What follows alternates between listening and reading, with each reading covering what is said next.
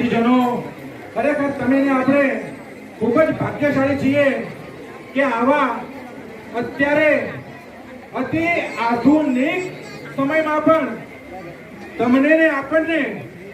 જ્ઞાનનો સનાતન ધર્મનો સંદેશ આપવા માટે સનાતન ધર્મની જે આપણી હિન્દુ સંસ્કૃતિમાં જે રચના છે એને ટકાવવા માટે સ્વયં સશરીરે મામા સરકાર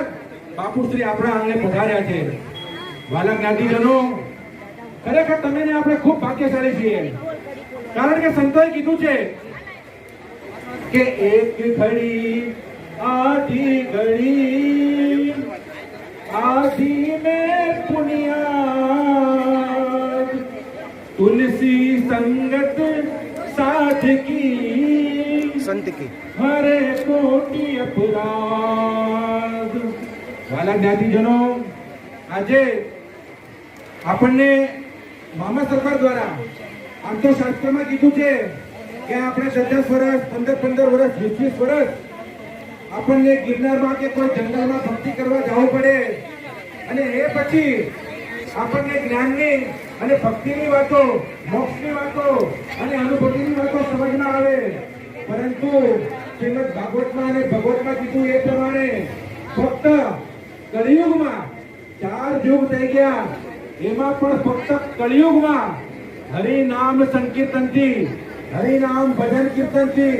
સંતોના દર્શનથી અને આશીર્વાદથી આપણે તો ભાગ્યશાળી છીએ, થઈ જ છીએ. પરંતુ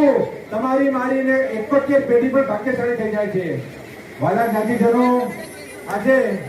આજના પાવન અવસર પર બાપુશ્રીને મુંબઈ મેઘવાલ પંચાયત કેન્દ્રીય કાર્યવાહક સમિતિ એની સાથે 71 વિભાગીય પંચાયત વતીથી બાપુના ચરણોમાં કોટી કોટી વંદન કરું છું અને બાપુને પ્રાર્થના કરું છું કે આપે જે પ્રમાણે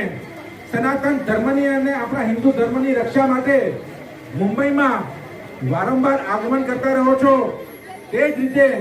ભવિષ્યમાં મુંબઈમાં વારંવાર આગમન કરીને આપણી સંસ્કૃતિને, સનાતન ધર્મને અને આપણી સમાજને